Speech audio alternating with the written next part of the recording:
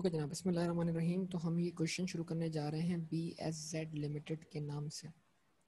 ठीक है, तो इसको ज़रा रीड कर लें। फाइनल अकाउंट में ज़्यादा और नहीं जाऊँगा क्योंकि मेनली आपको करवाना है, मैंने क्या statement of change in equity करवानी है और दूसरा हमने करना है cash flow.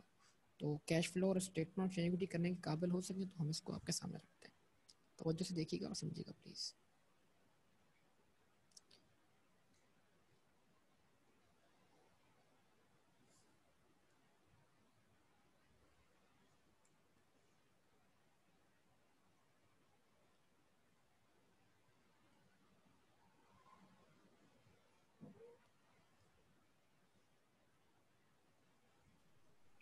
The chief accountant at BSZ Limited left the company suddenly for urgent family reasons part way through the year and adjustment process.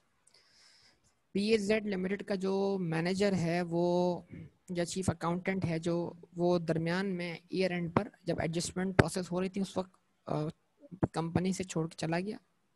कोई भी मैटर हो सकता है उसका। The following trial balance has been extracted after some closing adjustment but before others, यानी कि ये trial balance बना दिया गया है कुछ एडजस्टमेंट्स करने के बाद और कुछ एडजस्टमेंट करने से पहले। कैश एट बैंक कितना है? 29 मिलियन। इन्वेंट्री क्लोजिंग है, इसका मतलब क्या हुआ? क्लोजिंग स्टॉक डेबिट हो चुका है। तो क्लोजिंग स्टॉक डेबिट हो चुका है तो परचेज पे उसका इफेक्ट आ चुका है, कॉस्ट ऑफ सेल आ चुकी है। ये मतलब हुआ ना इस बात का। अगर क्लोजिंग स्टॉक ट्रायल बैलेंस में तो क्लोजिंग स्टॉक डेबिट हो गया ना, जब ये ट्रायल बैलेंस के अंदर है ना। क्या एडजस्टमेंट वगैरह बने बगैर आ सकता है बेटा? या पर सिस्टम कौन सा होना चाहिए? परपेचुअल होना चाहिए, तभी क्लोजिंग स्टॉक क्या होगा? ट्रायल बैलेंस में होगा। दो में से कोई एक बात। अकाउंट रिसीवेबल 60, अलाउंस फॉर या provision for doubtful debts at 1 July. यानी कि इसका मतलब क्या हुआ? अलाउंस फॉर डाउटफुल डेट के बैलेंस को आपने क्लोजिंग बैलेंस में कन्वर्ट करना है, ये भी कन्वर्ट नहीं हुआ। तो जैसे कि क्वेश्चन ने बताया, कुछ एडजस्टमेंट हो चुके हैं और कुछ एडजस्टमेंट होना बाकी है। अच्छा जनाब,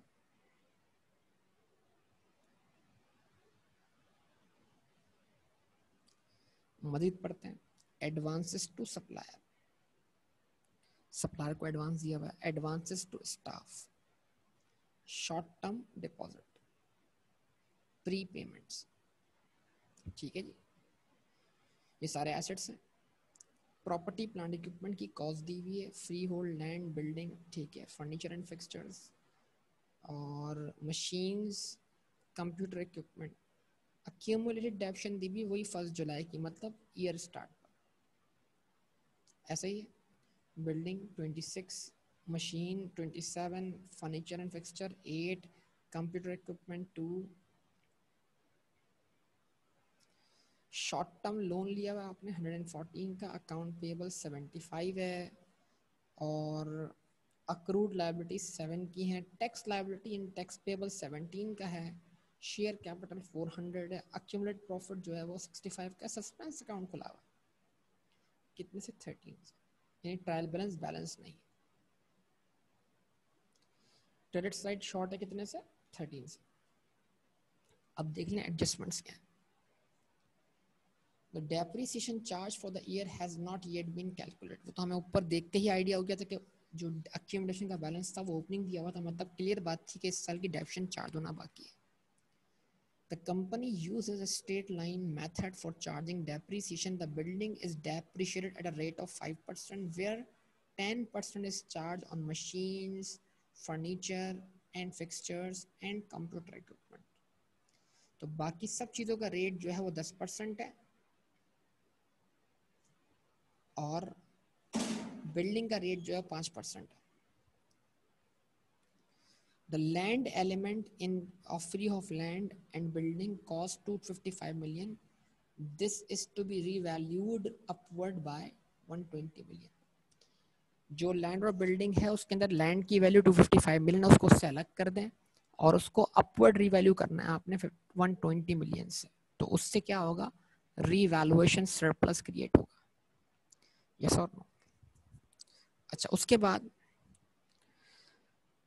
building element of freehold land and buildings include, जो building element है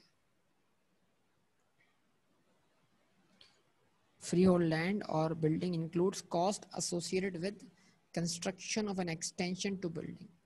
Construction of extension commenced on 1st March 2015 and is expected to be completed on 30 September 2015. The cost incurred during the year, that is 20 million, was capitalized on 30th June 2015. ठीक है जी. तो इसका मतलब क्या है, building element के अंदर एक एक्सटेंशन है, उसकी कंस्ट्रक्शन कॉस्ट शामिल है. ये कंस्ट्रक्शन कब शुरू हुई है, 1 मार्च 2015 को, और ये कंप्लीट कब होगी, 30 सितंबर को. मतलब ये कैपिटल वर्क इन प्रोग्रेस है. It is not available for use. तो अगर ये बिल्डिंग की कॉस्ट में कैपिटलाइज हो गया है तो आपने इसको डेप्रिशिएट नहीं करना. Point number 1. पॉइंट नंबर 2, अगर इस पर इसको प्रोड्यूस करने के लिए कोई बोरिंग कॉस्ट इनकर हुई तो वो बोरिंग कॉस्ट भी क्या करनी है, आपने कैपिटलाइज करनी है. लेकिन ऐसी कोई बात यहाँ बताई नहीं जा रही. चाहे तो हम इसको मिक्स कर सकते हैं, एग्जामिनर चाहे तो ये सब चीजें ला सकता है. The cost of furniture and fixture includes addition of rupees 8 million was made on 1st April 2015. A machine was sold on 28 February 2015 at a price of 13 million. The machine cost rupees 15 million. Accumulation on this machine at 1st July 2015 was 4 million. तो एक machine dispose of हुई है लेकिन उसका disposal record नहीं हुआ और उसकी जितनी भी सेल प्रोसीड है वो सेल प्रोसीड जो है वो कैश या बैंक में डेबिट हो गई और उसके बदले कुछ क्रेडिट नहीं हुआ. तो इसका मतलब क्लियर बात है कि सस्पेंस अकाउंट जो है वो यहीं से क्रिएट हो रहा है. अभी मैंने कुछ पढ़ा नहीं आगे, लेकिन उससे मुझे अंदाजा हो गया है. आपको भी आइडिया हो जाना चाहिए. जरा देखिए इस चीज को. तो ये बता दिया जनाब, लिखा हुआ आ गया यहाँ पर कि 13 मिलियन का ही शॉर्टेज है ना. तो 13 मिलियन से एसेट डिस्पोज ऑफ हो गया है. सिर्फ कैश का आना रिकॉर्ड किया, बाकी कोई एंट्री पास नहीं की. तरह देखिए, the only entry made so far has been to credit the sale proceed to a suspense account. अब तक जो आपने एक एंट्री बनाई है वो क्या बनाई है, कैश या बैंक डेबिट और सस्पेंस अकाउंट क्रेडिट. ठीक है जी. उसके बाद नेक्स्ट वन क्या आपके पास, 5% of the receivables are considered doubtful. 5% receivable क्या है, डाउटफुल है.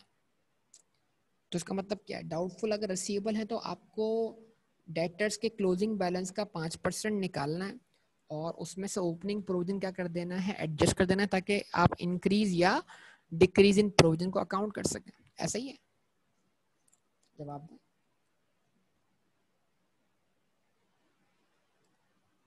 उसके बाद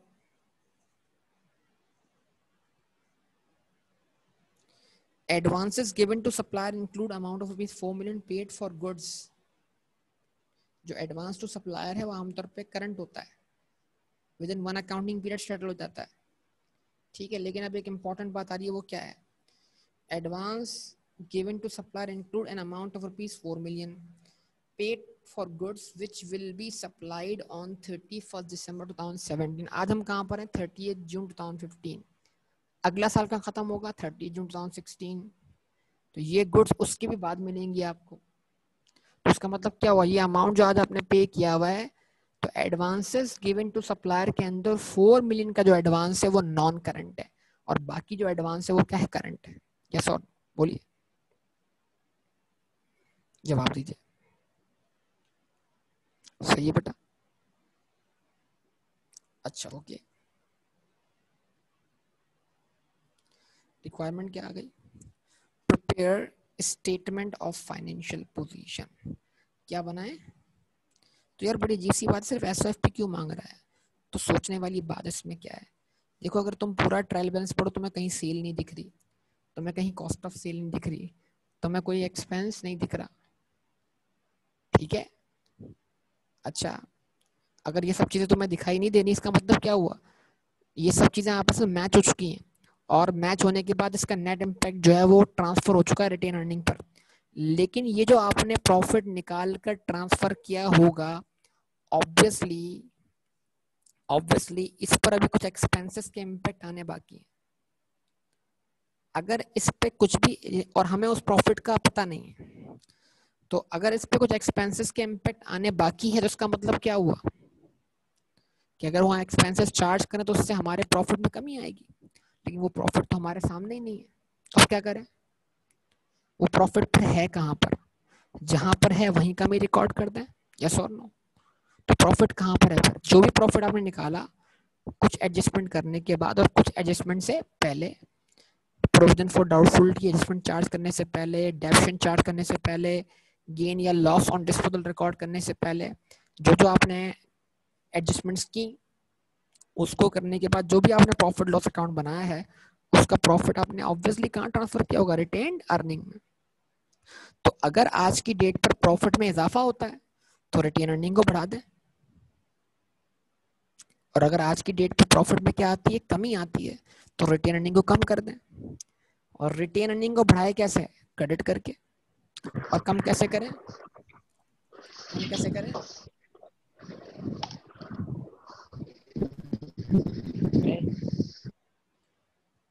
डेबिट करके। ठीक है जी, तो ये तमाम बातें आपके जहन में है। इस चीज को मतलब लाजमी आप देखिएगा। अब अच्छी तरीके से आप देखें, हमारे पास ये लिखा हुआ आ गया अक्यूमुलेटेड प्रॉफिट्स, इसी में वो अमाउंट शामिल है। ठीक है, जवाब दें। अब ट्रायल बैलेंस की अंडरस्टैंडिंग जरा डेवलप कर लें अपने अंदर। देखो ये ट्रायल बैलेंस के अंदर आपको जो कॉस्ट का बैलेंस होगा ना, वो हमेशा एडिशंस ऐड करने के बाद दिया होगा। तो फ्री होल लैंड और बिल्डिंग में सबसे पहले आप लैंड एलिमेंट क्या कर ले, अलग कर ले। हम एक काम करते हैं, इस क्वेश्चन के जरिए प्रॉपर्टी प्लांट इक्विपमेंट का नोट भी रिकॉल कर लेते हैं, क्या ख्याल है। प्रॉपर्टी प्लांट इक्विपमेंट का नोट बनाना सीखा था ना हमने, तो हम इस क्वेश्चन से पीपी का नोट भी रिकॉल कर लेते हैं, देखते हैं कितने लोगों को याद है नोट। लेकिन ऑब्वियसली बनानी क्या है, स्टेटमेंट ऑफ फाइनेंशियल पोजीशन। तो स्टेटमेंट ऑफ फाइनेंशियल पोजीशन बनाने के लिए आपको सबसे पहले एसएफपी का स्ट्रक्चर बनाना है। उसमें एसेट्स, नॉन करंट एसेट आपको सब पता होना चाहिए, ऐसा ही है ना।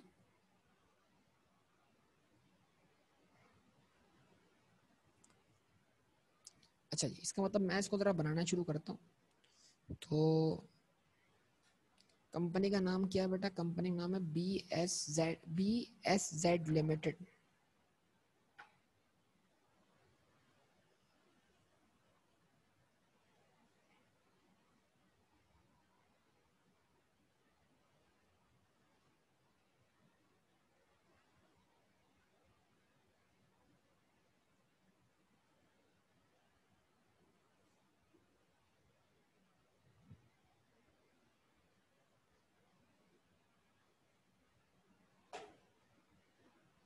Statement of financial position.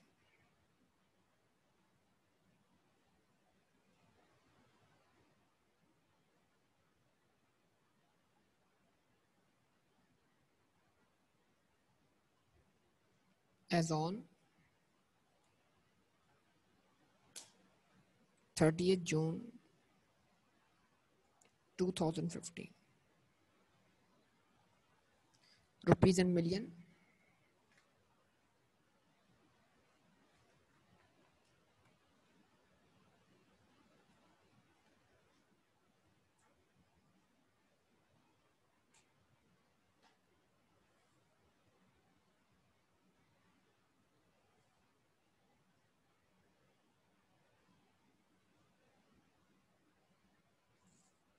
Assets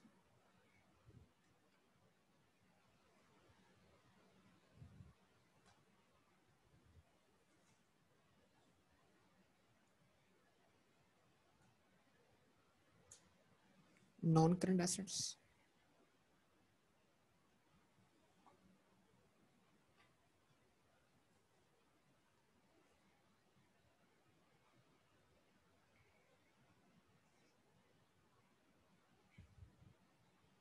सबसे पहले जो आएगा वो क्या आएगा, यहाँ पर आप क्या कर लें, एक चीज और ऐड कर लें,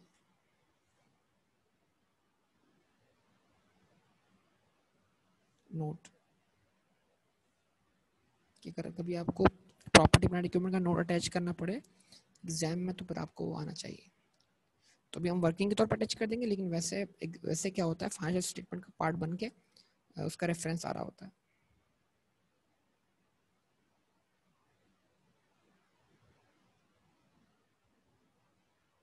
प्रॉपर्टी प्लांट एंड इक्विपमेंट।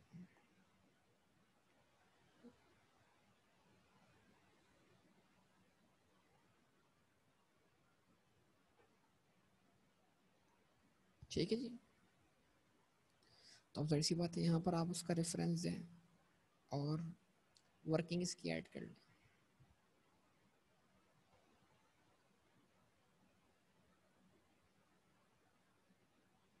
अब ये वर्किंग नोट लिख रहा हूँ, वैसे प्रैक्टिकली जो है ये क्या है, ये नोट्स टू द अकाउंट के सेक्शन में फाइनेंशियल स्टेटमेंट का पार्ट होता है।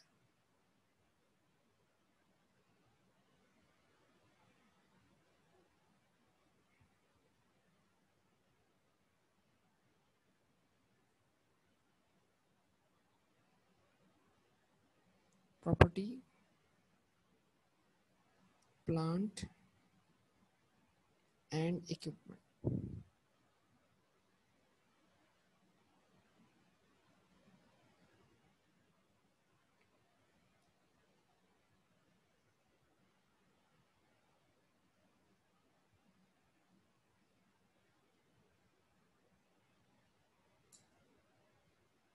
डिस्क्रिप्शन,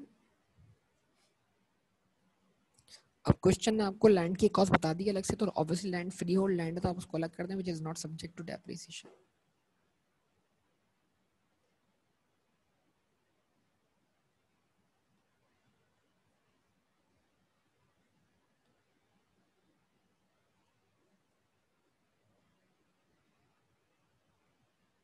बिल्डिंग है, उसके बाद और क्या क्या चीज़ें हैं बेटा, फर्नीचर एंड फिक्सचर्स हैं,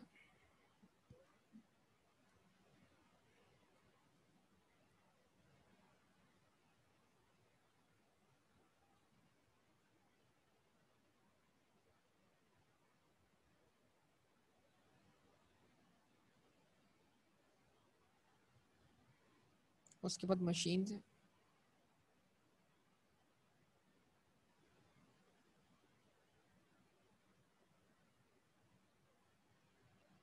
ठीक है, उसके बाद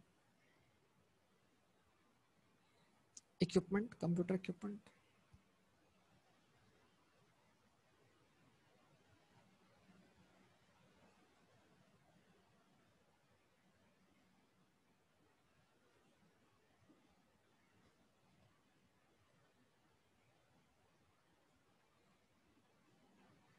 उसके बाद आएगा CWIP, capital work in progress, जिसको अलग से दिखा दें आप और यहाँ दिखा दें आप टोटल।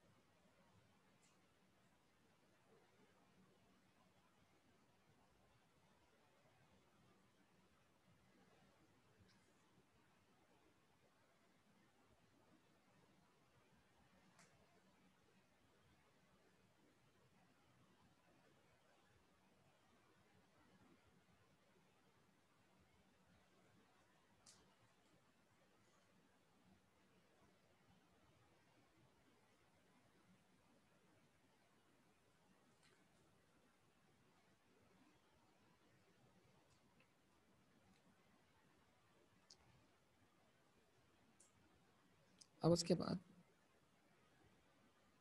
कॉस्ट एज ऑन 1 जुलाई 2014, 1 जुलाई 2014 पे क्या कॉस्ट है, तो आप जानते हैं कि ओपनिंग बैलेंस दिए हुए हैं आपको। तो अब प्रॉब्लम इसमें ये है कि ये जो है इसके अंदर दो बैलेंसेस शामिल हैं, 405 में दो बैलेंस हैं, 255 किसका बैलेंस है, लैंड का, तो आप अलग कर दें, और ड्यूरिंग देयर कोई इसमें एडिशन नहीं हुआ सिवाय किसके, कैपिटल वर्क इन प्रोग्रेस के। तो क्वेश्चन क्लियरली बोल रहा है कि भाई लैंड की जो कॉस्ट है वो कितनी है, 255 मिलियन।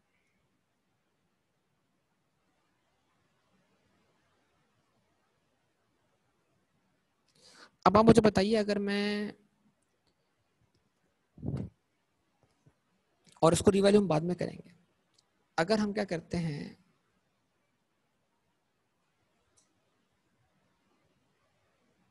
इस 405 में से 255 माइनस कर लेते हैं तो बचता क्या है? बताइए क्या बचता है? 150। क्या 150 बैलेंस बीडी है किसका? बिल्डिंग का। क्योंकि मैंने बैलेंस बीडी अलग कर लिया किसका? लैंड का। तो क्या 150 बैलेंस बीडी है बिल्डिंग का, या ये 150 कोई किसी इजाफा करने के बाद है? तो अगर ये इजाफा करने के बाद है तो ये ओरिजिनल बैलेंस बीडी तो नहीं हुआ ना। हमें तो नोट्स द अकाउंट में बैलेंस बीडी को बिल्कुल बैलेंस सीडी बनता हुआ दिखाना है। यस और नो जवाब दें। तो इसमें कैपिटल वर्क इन प्रोग्रेस का एलिमेंट भी शामिल है, जो कि ड्यूरिंग देयर क्या हुआ, इसमें ऐड हुआ है। तो आपको कैपिटल वर्क इन प्रोग्रेस को भी अलग करना है इसमें से। तो जब आपने 405 में से 150 255 माइनस कर दिया, आंसर क्या बचा आपके पास? 150 बचा। अब 150 में क्या करते हैं, कैपिटल वर्क इन प्रोग्रेस जो इस साल ऐड हुआ है वो भी शामिल है, उसको भी कंसीडर कर लें। तो वो उसका उसका उसका वैल्यू कितना है? तो कहता है the building element of free hold land building includes cost associated with the construction of extension to the building. तो उसकी कॉस्ट कितनी है? 20 मिलियन। तो अगर आप 150 में से 20 का कर लेंगे, अलग कर लेंगे, तो यहाँ जो आंसर बचेगा वो कितना बचेगा? 130। इस साल के स्टार्ट पर बिल्डिंग का बैलेंस 130 था, उसमें उसमें आके एडिशन हुआ कितने का? 20 का, तो वो क्या बना? 150 बना। और जब उसमें लैंड एलिमेंट भी शामिल करके दिखाया गया तो फिर वो आंसर आपके लिए 405 बना था। ठीक है ना? अच्छा, उसके बाद नेक्स्ट नेक्स्ट चीज क्या आपके पास? The cost of furniture and fixture includes ₹8 million made on 1 April. तो जो ट्रायल बैलेंस में फर्नीचर फिक्सचर्स का वैल्यू दिया गया है, क्या वो वैल्यू भी ओपनिंग बैलेंस है या वो 8 मिलियन का एडिशन ऐड करने के बाद? बोलिए, आप सब बताइए। एडिशन ऐड करने के बाद है। तो इसका मतलब क्या है? टू फाइंड बैलेंस बीटी मुझे क्या करना है? फर्नीचर के बैलेंस में से उस 8 मिलियन को अलग कर देना है, माइनस कर देना है। तो अगर मैं फर्नीचर फिक्सचर में से 27 में से 8 माइनस कर दूं तो आंसर क्या बचेगा? 19 मिलियन। तो इसका मतलब ये हुआ 19 मिलियन फर्नीचर का बैलेंस बीटी। अब ऑब्वियसली नोट के अंदर क्या करूंगा मैं? उसको ऐड होता हुआ दिखाऊंगा ना। अच्छा, उसके बाद next one is what? Machine. और मशीन में क्या हुआ है? 28 फरवरी को डिस्पोजल हुआ है, लेकिन डिस्पोजल ड्यूरिंग द ईयर हुआ है ना। अगर वो डिस्पोजल रिकॉर्ड हो जाता तो रिकॉर्ड होने का मतलब क्या था कि जो बैलेंस गिवन दिया होता वो डिस्पोजल माइनस करने के बाद होता। लेकिन आप ये सोचें कि बैलेंस बीडी में तो वो डिस्पोजल ऑब्वियसली नहीं हुआ होगा ना, हमें बैलेंस बीडी से डिस्पोजल होते हुए दिखाना है। तो अगर ये डिस्पोजल रिकॉर्ड नहीं हुआ तो इसका मतलब क्या है? जो बैलेंस दिया वो बैलेंस बीडी है। अगर ये बैलेंस डिस्पोजल माइनस करने के बाद दिया होता तो फिर हम उसको ऐड बैक करते ताकि हम क्या फाइंड कर सकते हैं? Balance BT. तो यानी डिस्पोजल का अब तक कोई इफेक्ट रिकॉर्ड नहीं हुआ, तो लिहाजा ये जो आपको बैलेंस दिया हुआ है मशीन का, वो बैलेंस जो है वो बैलेंस बीडी ही है। और कितना वैल्यू है इसका? 85।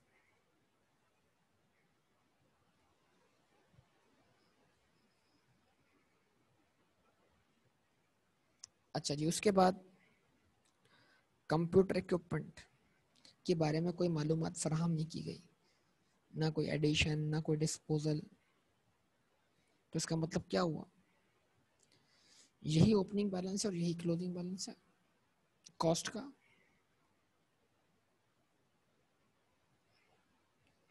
और साल के स्टार्ट पे कैपिटल वर्क इन प्रोग्रेस मौजूद नहीं था, तो जाहिर सी बात है उसको इस साल एडिशन के तौर पे दिखाएंगे ना। अच्छा, इसमें सब लैस करते हैं आप क्या? accumulated depreciation as on 1st July 2014। तो land is not subject to depreciation. ठीक है।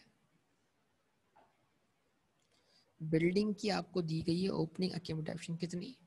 26।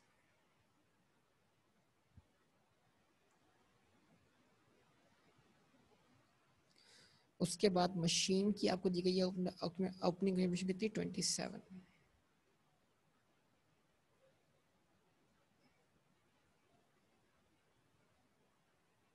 मशीन की 27 और फर्नीचर की जो है वो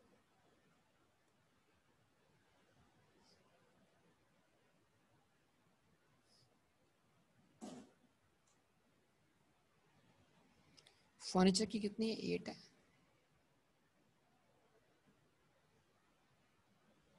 और यहाँ पर आएगा 2।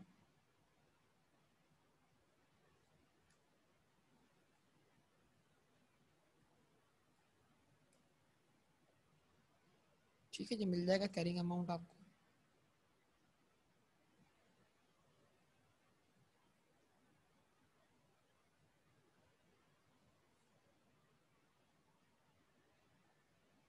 एज ऑन 1 जुलाई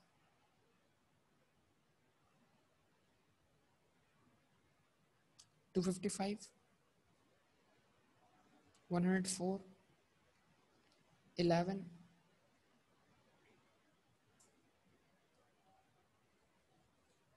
58, 8। अब क्या होगा बेटा, इसमें एडिशन होंगे इस पर cost per,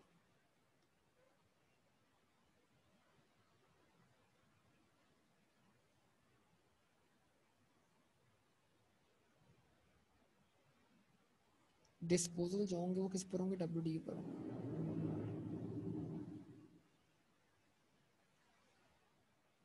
cost accumulated depreciation और फिर आएगी WDV। अच्छा, उसके बाद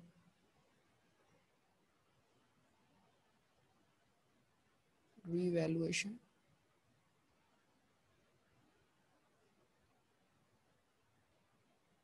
इम्पेयरमेंट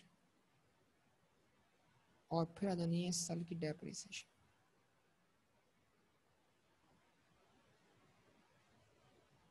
जो आंसर आएगा वो कहलाएगा इसका कैरिंग अमाउंट।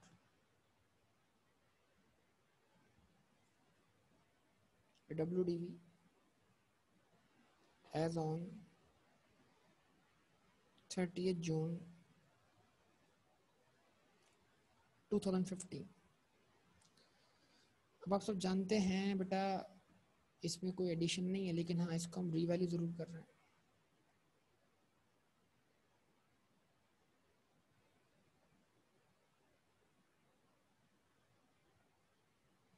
कितने से रीवैल्यू कर रहे हैं, 120 से। इसकी एंट्री क्या बनेगी, land debit revaluation surplus credit. इसका मतलब क्या है, रीवैल्यूएशन सरप्लस का हेड दिखेगा कहाँ पर, स्टेटमेंट ऑफ फाइनेंशियल पोजीशन। अच्छा, उसके बाद इस पर कोई इम्पेयरमेंट नहीं है, कोई डेप्रिसिएशन नहीं है, तो क्या मिल जाना चाहिए, इसका क्लोजिंग कैरिंग अमाउंट या क्लोजिंग WDV।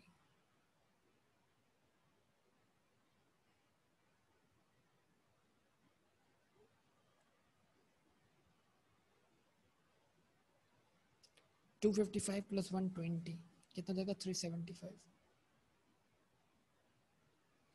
ठीक है, उसके बाद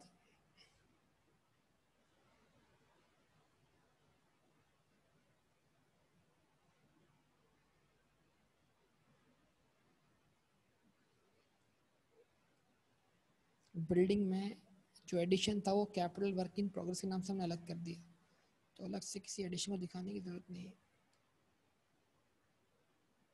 बिल्डिंग को डिस्पोजल नहीं है,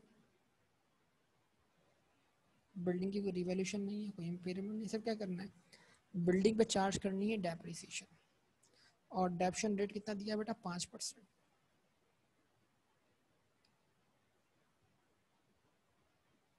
ऐसे ही, और ये 5% स्टेट लाइन मेथड तो किस पे लगेगा, ऑब्वियसली अगर कोई रेजिडुअल वैल्यू नहीं है तो किस पे लगना है, कॉस्ट पे लगना है। तो बिल्डिंग की कॉस्ट क्या, 130, 130 का 5% निकाल लें सब लोग, 6.5। तो 104 में से अगर आप 6.5 लेस कर दें तो क्या आंसर बचेगा आपके पास, 97.5।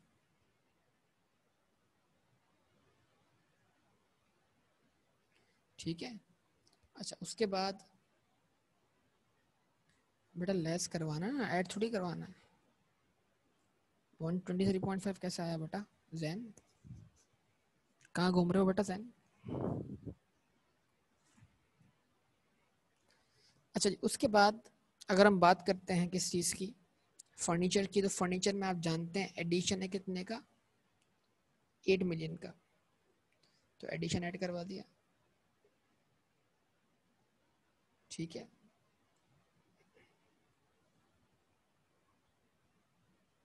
कोई डिस्पोजल नहीं है, कोई इम्पेयरमेंट नहीं है,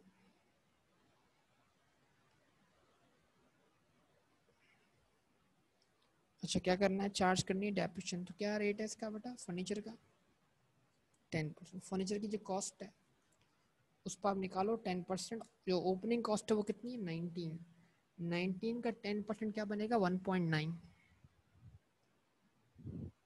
लेकिन जो एडिशन हुआ ना 8 का, उस पर तो डेप्शन चार्ज करनी है, तो अगर उस एडिशन की कोई डेट दी हुई तो डेट के हिसाब से डेप्शन चार्ज कर लो।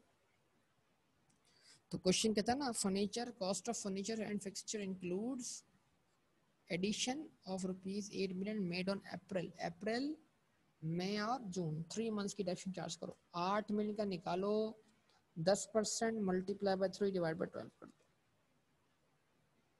और उसको 1.9 में ऐड कर दो, जवाब दे।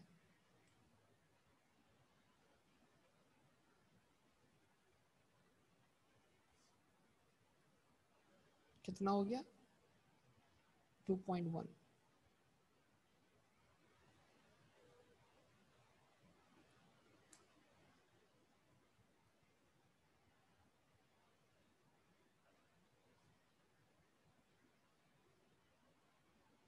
क्या आ रही है बेटा WDV, 11 में 8 प्लस किए कितना हो गया बेटा, 19, 19 में से 2.1 माइनस किए कितना हो गया, 16.9।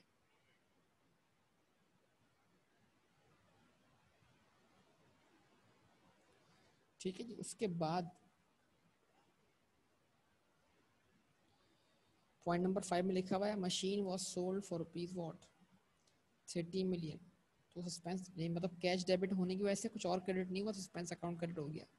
सस्पेंस अकाउंट को डेबिट कर लेंगे, आप जानते हैं, क्लोज कर देंगे। मशीन की कॉस्ट कितनी है, 15 मिलियन, उसकी अब तक की अक्यूमुलेशन कितनी है, 4 मिलियन। ये मशीन सेल हुई है कब, 28 फरवरी को। इसका मतलब क्या हुआ, 28 फरवरी से पहले तक, 28 फरवरी तक क्या करें आप, उसके ऊपर डेप्शन चार्ज करें। तो 15 मिलियन को आप क्या कर दें, मल्टीप्लाई कर दें, 15 मिलियन को मल्टीप्लाई कर दें किससे, 10% से। और फरवरी तक कितना वक्त बनेगा, 8 महीने, मल्टीप्लाई बाय 8 डिवाइड बाय 12, 1 आ गया आंसर। तो 1 की 2.1 कैसे आ रहा है यार, 1 सही है। 1 की आप चार्ज करेंगे डेप्शन, लेकिन उससे पहले अगर आप 1 से डेप्शन बढ़ाएंगे तो इस एसेट का अक्यूमुलेटेड डेप्शन का बैलेंस आप 4 से कितना हो जाएगा, 5 हो जाएगा। यस और नो, जवाब दें। तो एडिशन कोई नहीं है इसमें, ठीक है, एडिशन कोई नहीं है, डिस्पोजल है।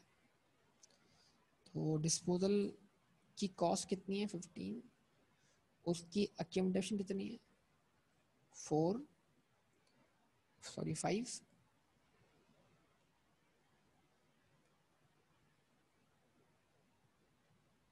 और उसकी WDV कितनी है फिर, 10।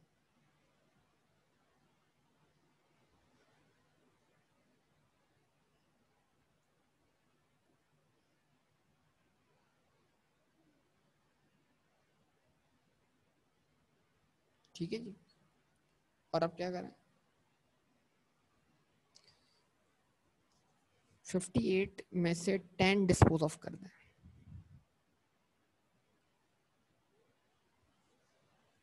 48। 48 एक तरीके से क्या है, WDV है, लेकिन इसमें स्टिल इम्पैक्ट है किसका, 1 की डेप्शन का। जाहिर सी बात है, हम उसूली तौर पे क्या है, जो 58 है वो, समझेगा टेक्निकल बात कर रहा हूँ, ये 85 कॉस्ट है, इसमें 15 शामिल है, 27 है इसकी अक्यूमुलेटेड डेप्शन, इसमें इसकी ओपनिंग अक्यूमुलेशन 4 शामिल है, तो अगर 85 में से 85 में मौजूद 15 में से अगर 4 मैच होंगे तो डिफरेंस क्या आएगा 11।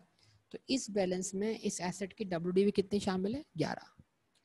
अब हो क्या रहा है, लेस कितने से हो रही है 10 से, बच कितने से रही है 1 से, वो एक का इफेक्ट किस में आएगा डेप्रीसिएशन में।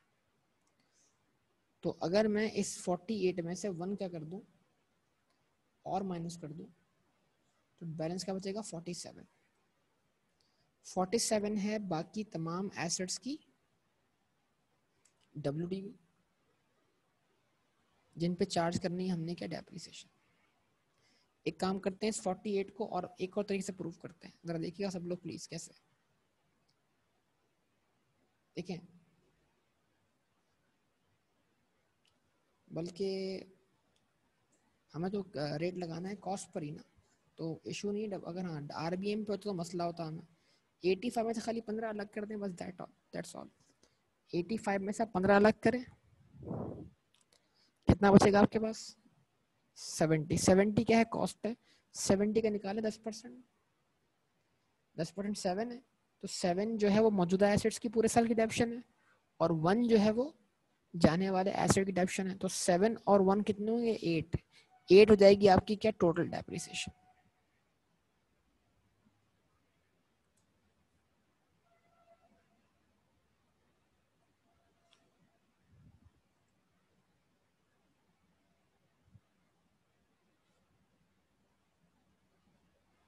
और आपको मिल जाएगी WDV। ठीक है, मैं फिर रिपीट कर रहा हूँ, इस 85 में 15 जाने वाले एसेट्स की कॉस्ट कितनी है 15, 15 पे चार्ज की आपने 8 महीने की डेप्शन।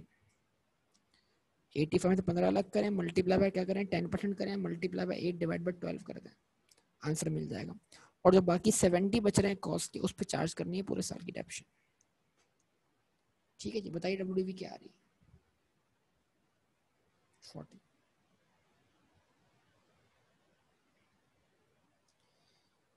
उसके बाद हमारे पास क्या है एडिशन। तो क्या कंप्यूटर में कोई एडिशन है, जवाब नो, कंप्यूटर में कोई एडिशन नहीं, कोई डिस्पोजल भी नहीं है, कोई रिवॉल्यूशन भी नहीं है, कोई इम्पेयरमेंट। सिर्फ क्या करनी है चार्ज करनी है डेप्रिसिएशन। कंप्यूटर की कॉस्ट क्या है 10 है, 10 का 10% क्या बनेगा 1 बन जाएगा।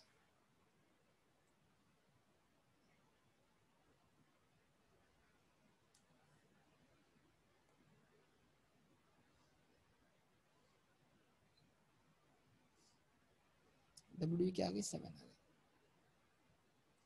अच्छा जी, उसके बाद कैपिटल वर्क इन प्रोग्रेस का कोई ओपनिंग बैलेंस नहीं है हमारे पास, जो भी है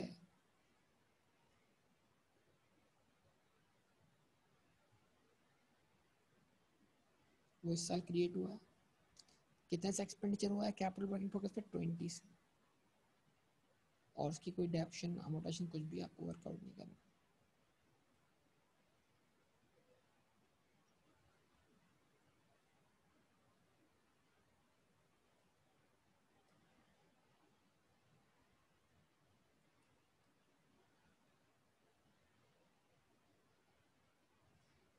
आंसर क्या देगा आपके पास 20। अगर आप इन तमाम WDs का सम करेंगे तो आपको वो अमाउंट मिल जाएगा, जाना चाहिए statement of financial position 556.4।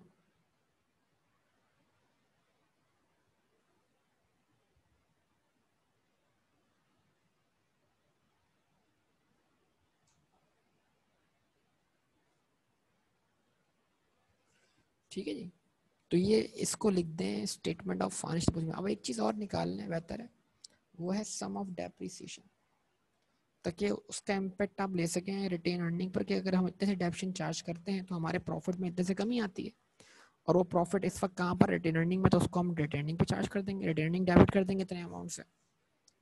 6.5 plus 2.1 plus 8 plus 1, तो 1 प्लस 8 9, 9 प्लस 2 11, 11 प्लस 6 17, 17.5 और 0.1 17.6।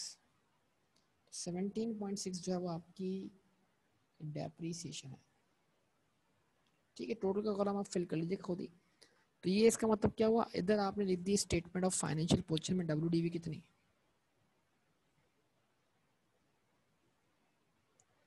556.4। अब सोचो कोई आपके पास कोई और नॉन करंट एसेट है, कोई लॉन्ग टर्म इन्वेस्टमेंट्स हैं, आपके पास कोई इंटेंजिबल एसेट्स हैं, आपके पास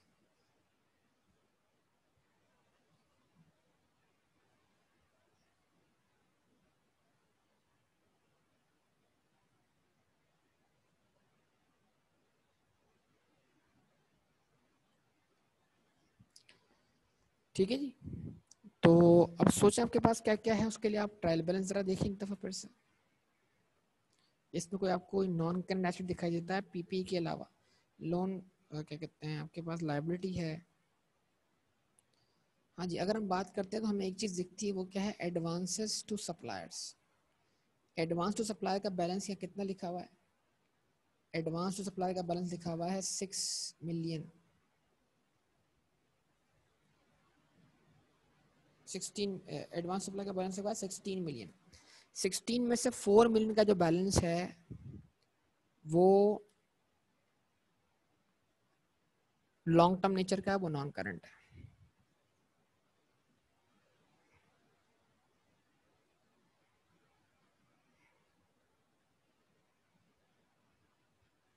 तो यहाँ लिख दिया आपने लॉन्ग टर्म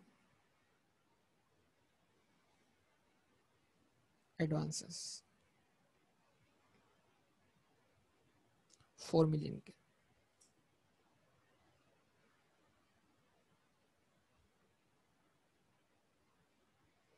तो ये सम कितना देगा 560.4।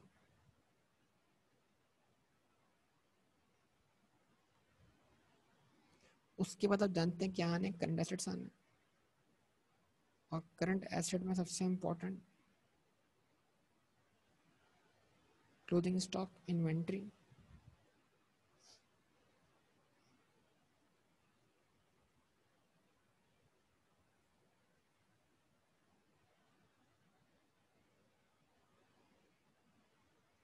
इन्वेंट्री का क्लोथिंग बैलेंस दिया हुआ आपको कितना 90।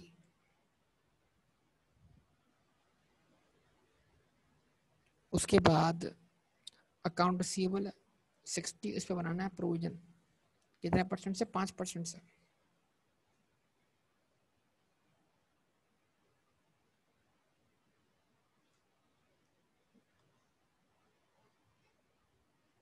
तो 60 का अगर आप 5% निकालेंगे तो आपको अलाउंस फॉर डाउटफुल का क्लोजिंग बैलेंस मिलेगा, 60 माइनस 60 का ही 5% जो कि 3 है। लेकिन आपके पास ओपनिंग प्रोविजन पहले से 1 का मौजूद है, तो 1 को 3 बनाने के लिए आपको एंट्री कितने से पास करनी है, 2 से। तो प्रॉफिट लॉस पे इम्पैक्ट कितने से आएगा, 2 से। लेकिन हम जानते हैं अकाउंट रिसीवेबल के अगेंस्ट तो सिर्फ क्या होता है, प्रोविजन फॉर डाउटफुल डेट का ही क्लोजिंग बैलेंस मैच होता है। तो 60 का 5% जो होगा बैलेंस शीट निकल आएगा, उसको मैच किया तो आंसर आपके पास क्या आएगा 57।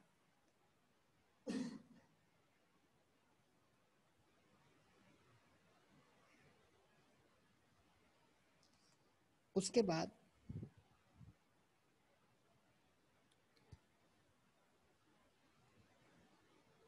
Advance to supplier, advances to staff, short term deposit और प्रीपेमेंट। ठीक है, इसके लिए हम एक हेडिंग लगा देते हैं आमतौर पर, एडवांसेस डिपॉजिट्स एंड प्रीपेमेंट्स।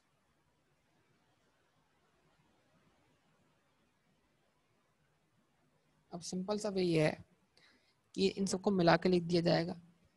इसमें से अगर आप निकाल लेते हो 4 वाले जो आपने अलग से दिखा दिए तो बचे 12, 12 प्लस 6 कितना देगा 18, 18 प्लस 11 कितना देगा 29, और 29 प्लस 16 कितना देगा बेटा 45।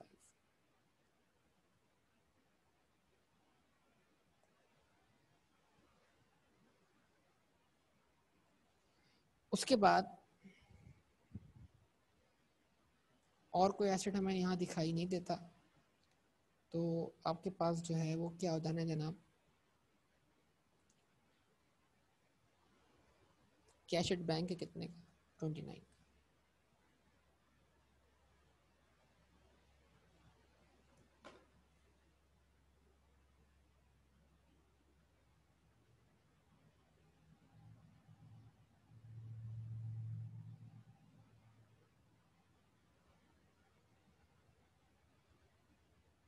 इसका सम कर दे सकते, 221। शॉर्ट टर्म डिपॉजिट नहीं लिया मैंने, डिपॉजिट लेते हैं शॉर्ट टर्म बेटा, लिया ना शॉर्ट टर्म डिपॉजिट।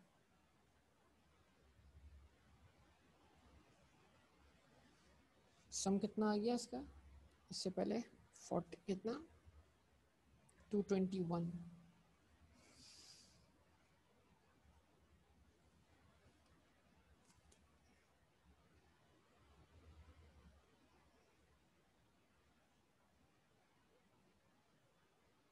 ठीक है जी, तो कितने से बैलेंस होना चाहिए इसको, एसेट साइड तो आपके पास आ गई, कितना, 781.4। उसके बाद equities and liabilities,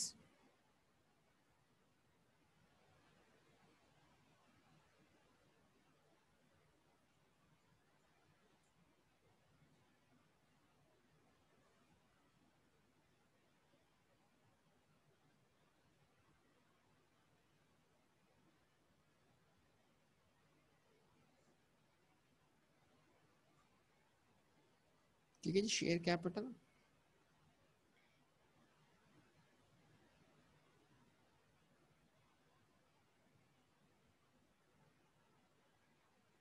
share capital आपके पास आ गया, कितना दिया हुआ है क्वेश्चन में शेयर कैपिटल आपको,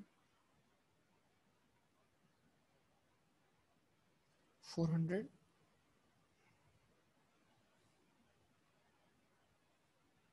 उसके बाद आपको जो अक्यूमुलेटेड प्रॉफिट दिया हुआ है वो, उस पर इफेक्ट आने हैं बहुत सारी इन्वेस्टमेंट।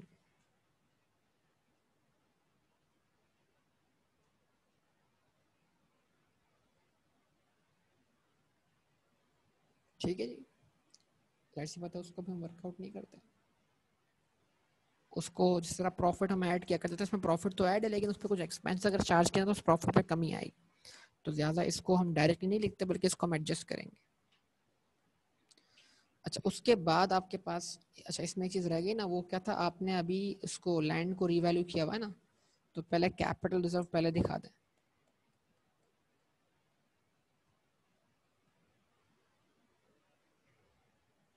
तो रीवैल्यूएशन सरप्लस,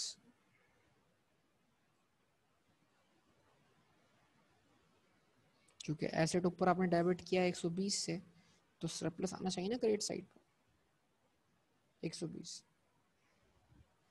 उसके बाद देखिए आप अक्यूमुलेट प्रॉफिट,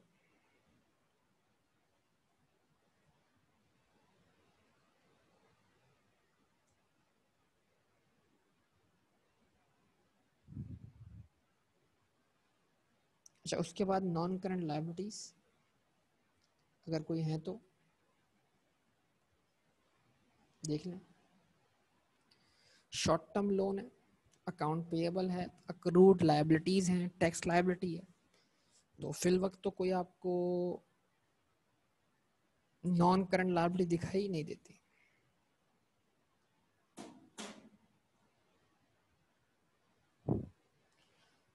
करंट लायबिलिटी की लगा लें हेडिंग,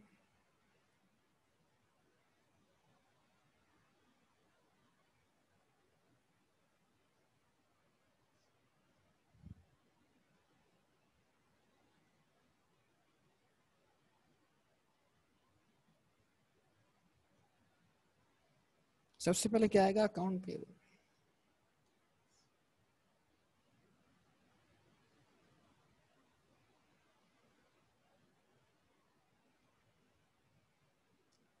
अकाउंट पेएबल की वैल्यू क्या है बेटा,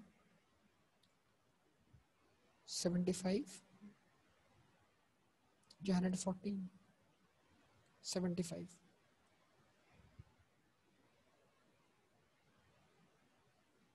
ठीक है जी, उसके बाद accrued liabilities,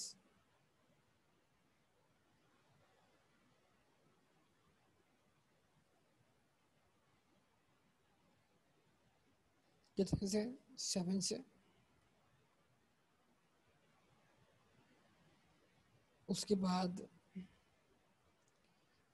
short term loan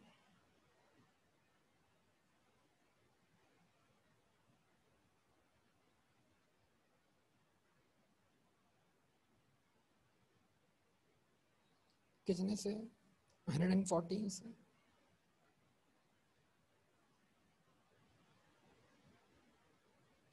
उसके बाद टैक्स पेबल या टैक्स लायबिलिटी कितने से 17 से।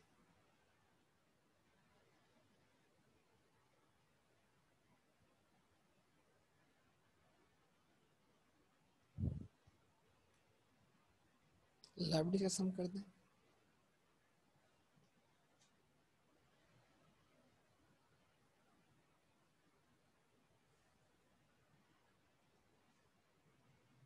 टू 213।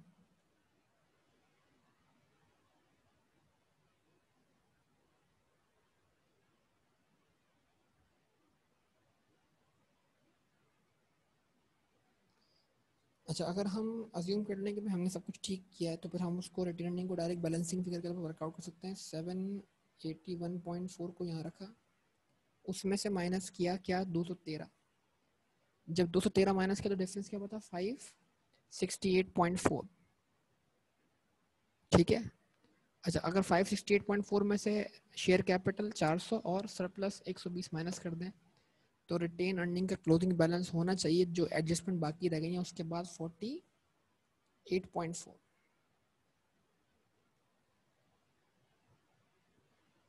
ठीक है जी।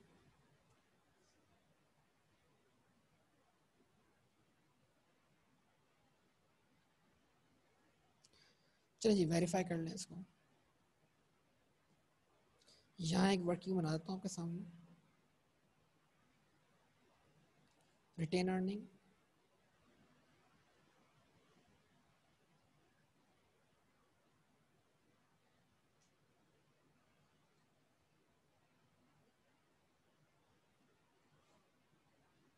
बिफोर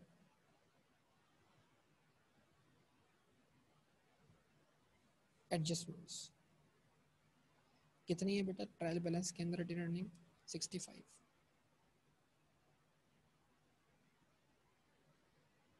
65 में से आप लेस करवाएं क्या प्रॉफिट पे, अगर डेप्शन चार्ज होगी तो क्या होगा रिटर्निंग में कमी आएगी।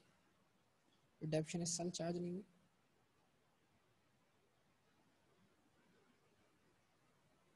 कितनी डेप्शन आपने चार्ज की है 17.6। तो 17.6 से करवा दें, इसमें तो लेस करवा दें। फिर इंक्रीज इन प्रोविजन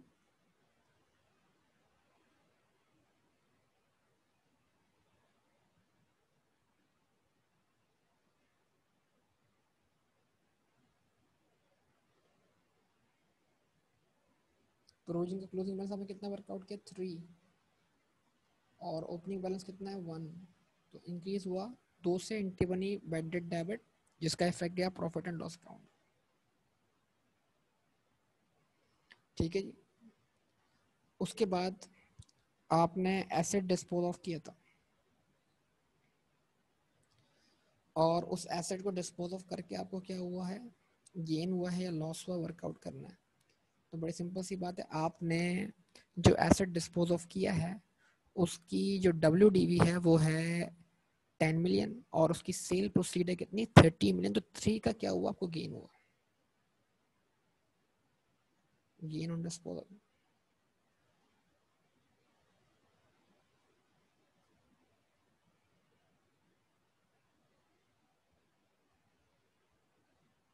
-13 अब मेरा नहीं ख्याल कि इसके अंदर कोई और चीज बाकी बची है। टोटल कर लें इसका तो आपको रिटेन अर्निंग का क्लोजिंग बैलेंस वेरीफाई हो जाएगा बेटा 48.4। तो अगर कभी किसी क्वेश्चन में एग्जामिनर ट्रेनिंग पे एरर दे तो आपको रिटेन प्रॉफिट अगर इंक्रीज होगा तो रिटेन अर्निंग इंक्रीज होगी और अगर किसी चीज की वजह से प्रॉफिट डिक्रीज होगा तो रिटेन अर्निंग में क्या आएगी कमी आएगी। ये तमाम बातें आप जहन में रखेंगे लाजमी। करेक्ट बेटा, यहाँ तक क्लियर सब लोग? बताइए।